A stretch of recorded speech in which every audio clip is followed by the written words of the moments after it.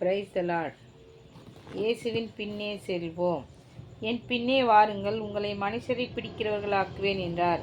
மத்தேயு 4:19 இன்றைக்கு அநேக மனிதர்கள் நடிகர்களுக்கு பின்னால் செல்கிறார்கள், அரசியல்வாதிகளுக்கு பின்னால் செல்கிறார்கள், ஜோசியருக்கு பின்னால் செல்கிறார்கள், மந்திரவாதியின் பின்னால் செல்கிறார்கள். இவைகளெல்லாம் நம்முடைய வாழ்வை பரலோகத்திற்கு கொண்டு செல்ல முடியாது, சமாதானத்தை தர முடியாது. ஆனால் இயேசுவின் பின்னால் செல்வோமானால் இந்த உலகத்தில் ஆசீர்வாதத்தையும் சமாதானத்தையும் தந்து பரலோக பாக்கியத்தையும் அருள்வார். இயேசுக்கு பின்னாக ஒரு மனிதன் வர வேண்டுமானால் அவன் என்ன செய்ய வேண்டும் என்று இயேசு கூறுகிறார். லூக்கா 9:23. பின்பு அவர் எல்லாரையும் நோக்கி, ஒருவன் என் பின்னே வர விரும்பினால் அவன் தன்னைத்தானே வெறுத்து தன் சிலுவையை அனுதினமும் எடுத்துக்கொண்டு என்னை பின்பற்ற கடவன் என்று இயேசு சொன்னார். இயேசு இந்த உலகத்தில் அவர் எல்லாவற்றையும், அதாவது பரலோகத்தில் பிதாவின் சிங்காசனத்தை விட்டு நமக்காக இந்த பூமியில் மனிதனாக பிறந்தார். இயேசுவை பின்பற்றுகிறவர்கள் முதலாவது தங்கள் சுயநலத்தை விட வேண்டும். அதனால்தான் இயேசு கூறினார், உன்னை நேசிப்பது போல பிறரையும் நேசி என்று. ஒருவன் தன் ஜீவனை வெறுத்து தன்னையே வெறுத்தால் இயேசுவின் பின்னால் செல்ல முடியும் என்று கூறுகிறார். இயேசு இந்த பூமியில் அவருக்காக வாழவில்லை, மனு குலத்திற்காக தன்னையே பலியாக கொடுத்தார். அதுபோல இயேசுவை பின்பற்றுகிறவர்கள் தனக்காக வாழாமல் மற்றவர்களையும் நேசித்து அவர்களையும் கிறிஸ்துவுக்குள்ளாக வழிநடத்துகிறவர்களாக இருக்க வேண்டும் என்று இயேசு சொன்னார். ஆகவே நாமும் இயேசுவை பின்பற்றி செல்ல வேண்டுமானால் நம்முடைய சுயத்தை வெறுத்து இயேசுவுக்காக வாழ்ந்து நித்திய ஜீவனை பெறுவோமாக. சமாதானம் உண்டாவதாக.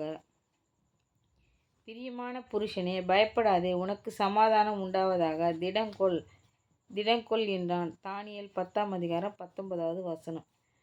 நாம் வாழும் இந்த உலகத்தில் நம்முடைய சமாதானத்தை குலைப்பதற்கு பிசாசு பல வகையில் கிரியை செய்கிறான். சமாதானத்தை இழந்தவர்கள் மிகவும் பயந்தவர்களாக, தூக்கம் இல்லாமல், விரக்தியோடு, மன அழுத்தத்தினால் வாழ்ந்து கொண்டிருக்கிறார்கள். ஆனால் நாம் தேடும் நிம்மதி இயேசுவிடம் உண்டு. தேவ பிள்ளைகளே, சமாதானத்தின் தேவன் நம்முடைய தேவன் சமாதான கர்த்தர், நம்முடைய தேவன் சமாதான பிரபு, நம்முடைய தேவன் சமாதான காரணர் என்று வேதம் கூறுகிறது. நாம் அவருடைய சமூகத்தில் ஜெபத்தில் இருக்கும்போது, வேதத்தில் தியானமாய் இருக்கும்போது சமாதானத்தை தேவன் அளவில்லாமல் தருகிறார். தானியேல் ஜெபிக்கிற மனிதனாய் இருந்தபடியால் பரலோகத்தில் இருந்து தேவதூதன் இறங்கி வந்து, பிரியமான புருஷனே, பயப்படாதே, உனக்கு சமாதானம் உண்டாவதாக, திடங்கொள் என்று கூறுகிறார்.